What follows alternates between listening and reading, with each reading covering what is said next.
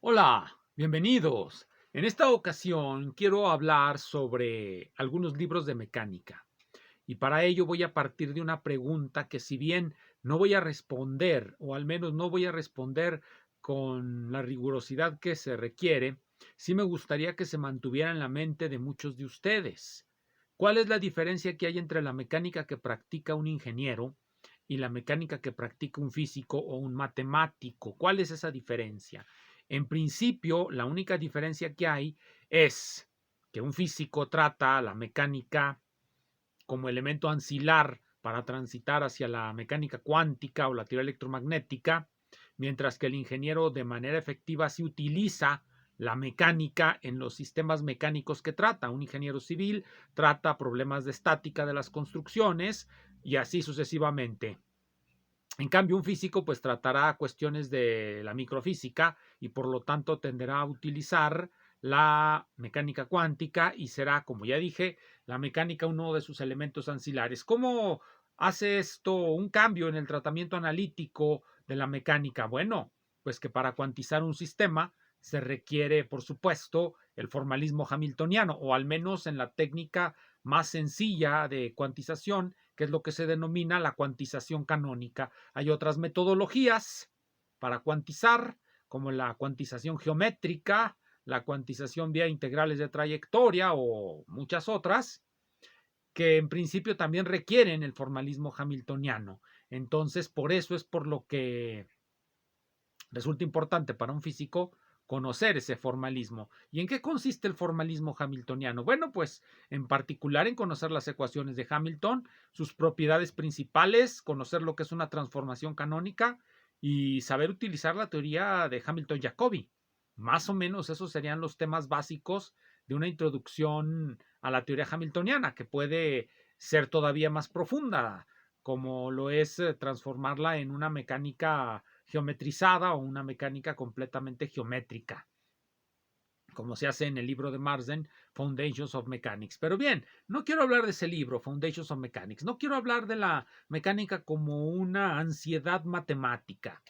Quiero hablar de algunos libros de mecánica que ven físicos e ingenieros en diferentes momentos de su trayectoria y hacer algunos comentarios respecto al contenido que tienen esos libros y que uno cuando los lee se queda, bueno, ¿y por qué contienen esto? ¿Por qué no contienen otras cosas?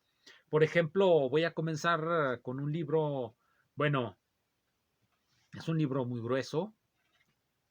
En realidad son dos tomos de este tamaño.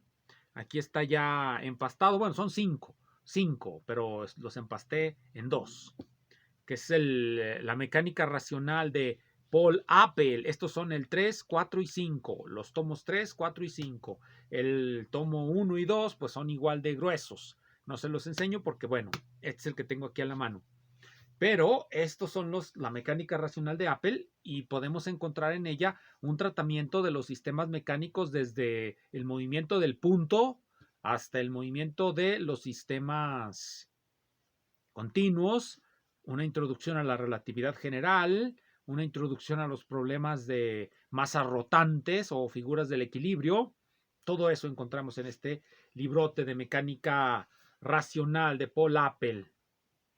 Me gustaría decir que el libro en su primera edición es de principios del siglo XX, 1908. Esta edición que yo tengo aquí ya es una edición pues ya bastante avanzado el siglo. Ya es como la quinta reimpresión, no, es de 1928. Es la tercera edición enteramente rehecha. Esto incluye aquí los tres fascículos de lo que les acabo de decir. El quinto fascículo es este, tomo 5, donde habla del cálculo tensorial. Todo eso, de acuerdo a Apple, es lo que debe de tener la mecánica.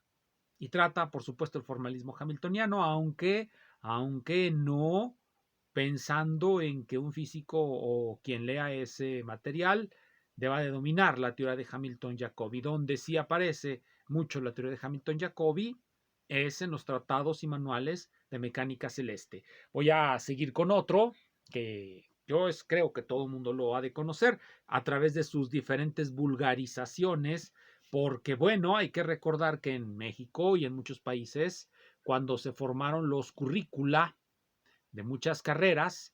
El libro de mecánica que se eligió fue un libro norteamericano, el libro de Herbert Goldstein, que voy a comentar un momento más. Y ese libro, el de Herbert Goldstein, bueno, todo lo que nos dice sobre la mecánica hamiltoniana, por poner un ejemplo, lo toma de este libro que tengo aquí, que voy a mostrarles ahora, que es el volumen 5, el volumen 5 de la Enciclopedia de Física de Geiger y Shell, Grundlagen der Mechanik, Mechanik der Punkte y Starren Körper, Grundlagen der Mechanik, Fundamentos de la Mecánica, Mecánica del Punto y del Cuerpo Rígido. Está en alemán. Eso de Fundamentos de la Mecánica es porque trae un largo artículo de George Hamel, donde nos habla de la axiomatización de la mecánica en referencia a la idea de Hilbert de llegar a una pues axiomatización de la mecánica, planteado como un problema. Bueno, aquí está. Die Axiome der Mechanik por George Hamel. Hamel, este autor, tiene un largo libro de mecánica que alguna vez les voy a comentar, pero ahora no, donde va a comenzar precisamente con lo que él entiende por una axiomatización de la mecánica. Esta axiomatización pues realmente es más bien, no tiene nada del aparataje lógico como el que utiliza Carnap en algunos de los libros que les he mencionado y como el que utilizará posteriormente Patrick Suppes. En este caso, la formalización es simplemente ser riguroso en la explicitación de los conceptos básicos de la mecánica. Masa, espacio, tiempo, qué significan en la mecánica, cómo se interrelacionan unos con otros, cómo entran dentro de la formulación de las leyes del movimiento. Eso es de lo que nos va a hablar Hamel en este artículo, pero no es ese artículo del que quiero comentar, no es ese artículo del que sacó Goldstein su inspiración, ojalá lo hubiera sacado de ahí. Lo sacó de otro artículo que viene a continuación, Die Prinzipien der Dynamik, de L. Norheim. Norheim era un estudiante de Bohr en Copenhagen. Norheim era un estudiante de Niels Bohr en la Universidad de Copenhagen y escribió este artículo, Los principios de la mecánica. Realmente, cuando vemos este libro, este tomo enciclopédico, podemos concluir que lo que tiene que ver con la mecánica del punto está condensado en los capítulos 2, 3 y 4. El capítulo 2 que les acabo de mencionar es el principio de la dinámica. El siguiente capítulo, el capítulo 3, es la teoría de Hamilton-Jacobi. Se titula La teoría de Hamilton-Jacobi de la dinámica. Y el capítulo 4 se titula Cálculo de perturbaciones. Este libro es el que va a seguir Goldstein y por lo tanto lo podemos considerar pues la fuente misma de lo que nos va a decir Goldstein. Y Goldstein casi no hace otra cosa que, sin llegar a ser un plagiario, sacar todo lo que nos dice sobre la mecánica hamiltoniana de este artículo, de los distintos artículos enciclopédicos de este libro. Entonces aquí tengo el libro de Goldstein, aquí está, Classical Mechanics, muy leído por todos. Bueno, esta es la edición de las primeras ediciones, aunque esta no es una primera edición, esta es una reimpresión. Esta es la sexta reimpresión de junio de 1959. Ya había salido en 1950, ya a partir de entonces ha corrido por miles de impresiones y reimpresiones y todo lo demás. Entonces, todos los que hayan leído este libro, pues lo recordarán muy bien. Recordarán que es pobre en la presentación de sus ejemplos. Recordarán que lo que nos presenta de la dinámica de Hamilton también es, como ya lo dije, una reiteración un tanto morosa de lo que nos dice Norheim y Fues. Fues son los autores. El Norheim y Fues, y Norheim y Fues son los tres artículos que les mencioné, están escritos por estos dos autores. Entonces ya sabemos lo que viene aquí. Las ecuaciones de Hamilton del movimiento son el capítulo 7, las transformaciones canónicas son el capítulo 8 y las teorías de Hamilton-Jacobi son el capítulo 9.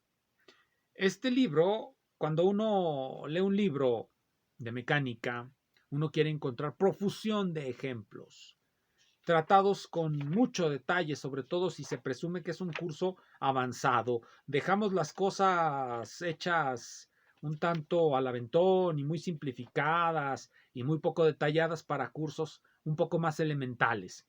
Sin embargo, el curso de Goldstein tiene el problema de que a veces parece ser demasiado elemental en el tratamiento de los problemas. Por ejemplo,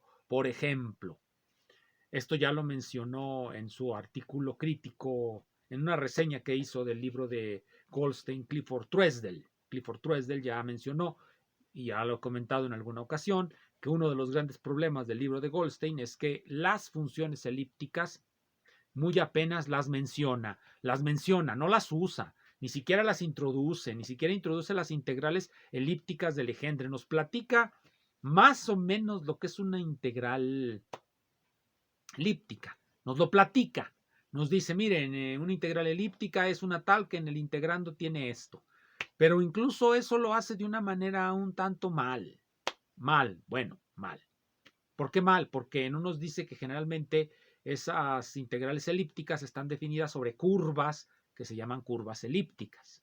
Y no nos explica pues nada de eso, porque no las va a usar, ni siquiera las va a introducir. Es como un curso elemental en el que no introdujeran las funciones, muy elemental, en el que no introducen las funciones circulares. Los cursos de secundaria o de primaria, pues obviamente no introducen las funciones circulares. En un curso ya superior, más avanzado de mecánica, se introducen las funciones circulares. Sorprende que un libro que se dice para nivel avanzado, como este de Goldstein, pues no introduzca las funciones circulares. Bueno, lo bueno es que hay autores mexicanos, ya que voy a mencionar dos, autores mexicanos que no le temen a las funciones circulares. Este es un libro muy bueno, Dinámica de rotaciones de Eduardo Piña. Este es otro, Dinámica del cuerpo rígido de Jorge Flores. El problema con el de Jorge Flores es que introduce las funciones elípticas, pues ya está muy al final. Tarda mucho tiempo porque tiene un punto de vista que él llama mecánica cualitativa y se la pasa explicándonos eso una y otra vez y pospone hasta el final, pero si las introduce, eso hay que reconocerlo. Y este libro, pues obviamente este es un libro sobre dinámica de las rotaciones y utiliza de manera masiva las funciones elípticas y por eso incluso tiene un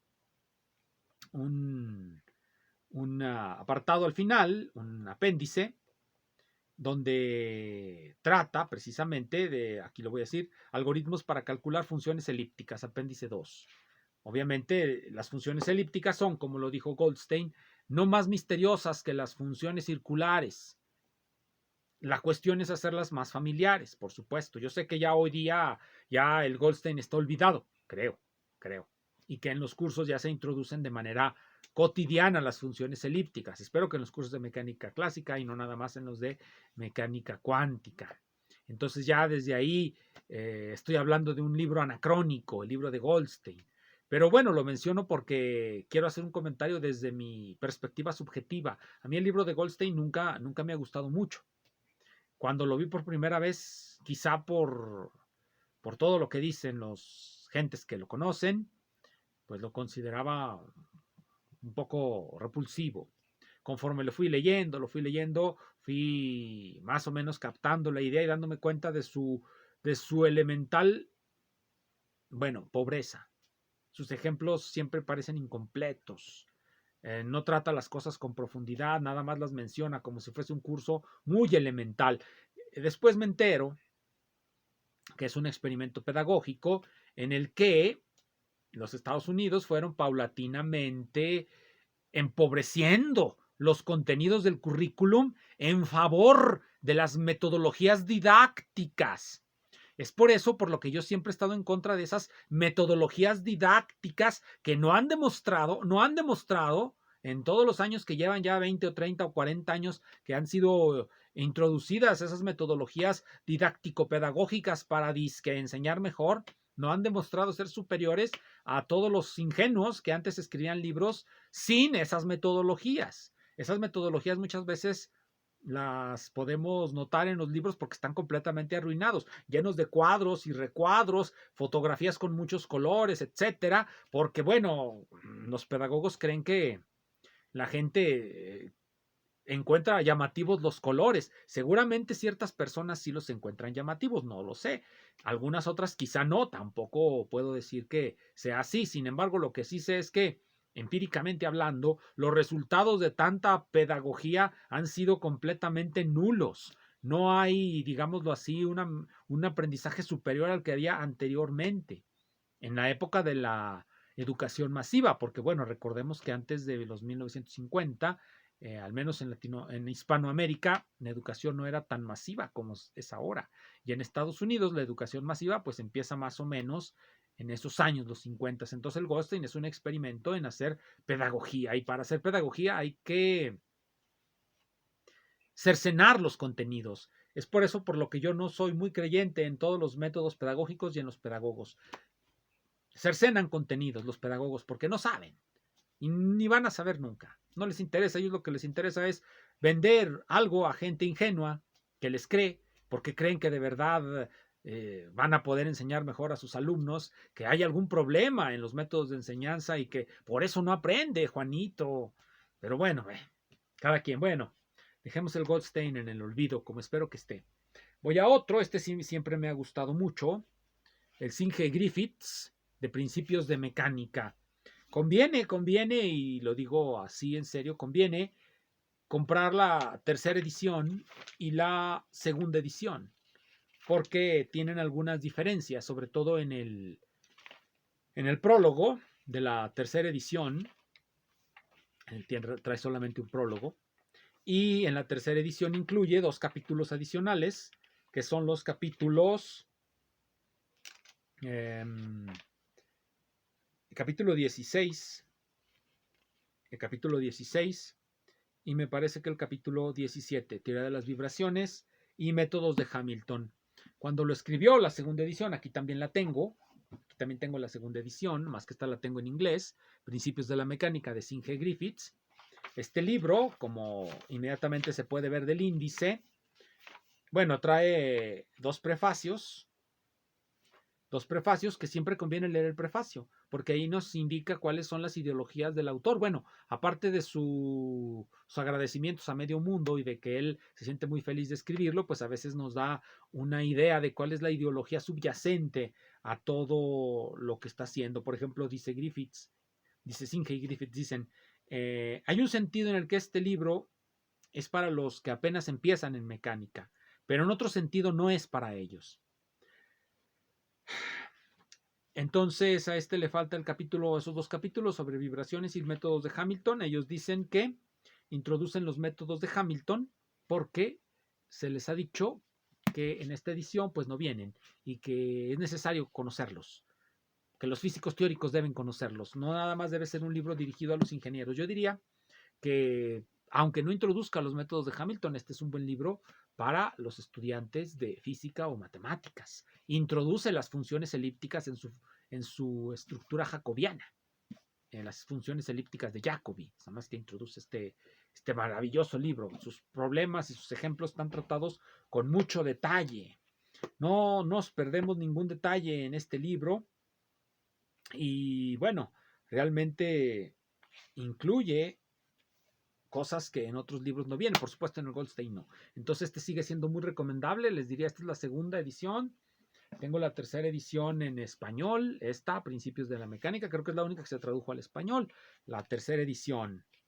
Este libro, si lo encuentran, bueno, inmediatamente cómprenlo. Hay otro que tiene Mecánica Clásica, de Corben y Steele, que también es muy recomendado en ciertos cursos. Este libro me parece mejor que el Goldstein, porque este sí introduce las funciones elípticas, aunque nada más para pocos ejemplos. ¿Qué es lo que encontramos en un libro de mecánica? Encontramos ejemplos muy típicos. El péndulo, movimiento pendular.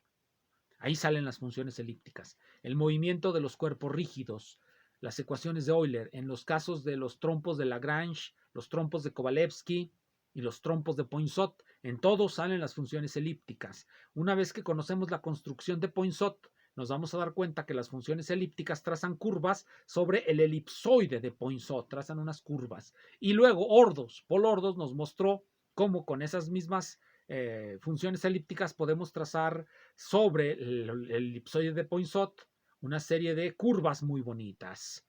Así muy bonitas que trazamos sobre el elipsoide de Poinsot gracias a esas integrales elípticas. Por eso es por lo que es bueno conocerlo. no nada más como una curiosidad matemática, sino porque realmente son útiles las funciones elípticas, tan útiles como los senos y cosenos. Bien, y finalmente, el que me parece el mejor, que es uno de los que yo leo constantemente, Dinámica analítica de partículas y cuerpos rígidos. Tiene la ventaja de que se escribió antes de la mecánica cuántica y por lo tanto su objeto es la mecánica, como una teoría a nivel prácticamente cosmológico. La mecánica se aplica a todos los rincones del universo y en todos los niveles de existencia de la materia. Bueno, pues no hay otra. Es la única que se conocía y se aceptaba en aquel momento. La mecánica cuántica no existía en 1904, que es la primera edición de este libro. Que yo tengo aquí, pues ya es una edición más reciente, pero en esa época se escribió por Edmund Whittaker. Edmund Whittaker también recomienda un libro que es el de Apple, que es el que les mostré hace un momento. Aquí lo recomiendan, generalmente hacen todas sus recomendaciones en los prólogos y es lo que uno debe de leer. Los libros que siempre se recomiendan como fuentes de inspiración pues son el Whittaker y el Apple, que es el que les mostré al principio. Entonces, como conclusión final de esto, uno debe de buscar siempre entre los libros aquel que más le acomode. Con el tiempo en el que uno empieza a valorar la riqueza de las aplicaciones, no nada más el virtuosismo matemático, uno quiere ver libros que tengan cada vez más y más ejemplos, no nada más péndulos, resortes armónicos que se resuelven con las funciones circulares, péndulos que se resuelven con las funciones elípticas, movimiento de cuerpos rígidos, trompos de Kovalevsky, Poinsot, Kovalevsky, Lagrange, que se resuelven con funciones elípticas jacobianas y weierstrassianas, o el famoso movimiento de una partícula ante una fuerza central, en el que también aparecen funciones elípticas si la fuerza central es atraída como 1 sobre r a alguna potencia que no sea 2. Y así sucesivamente. Entonces, vemos muchos problemas. Esos problemas queremos que tengan tanto riqueza en las aplicaciones como riqueza matemática, que es lo importante. Y por eso debemos de buscar siempre este tipo de libros que nos enriquezcan espiritualmente. Gracias.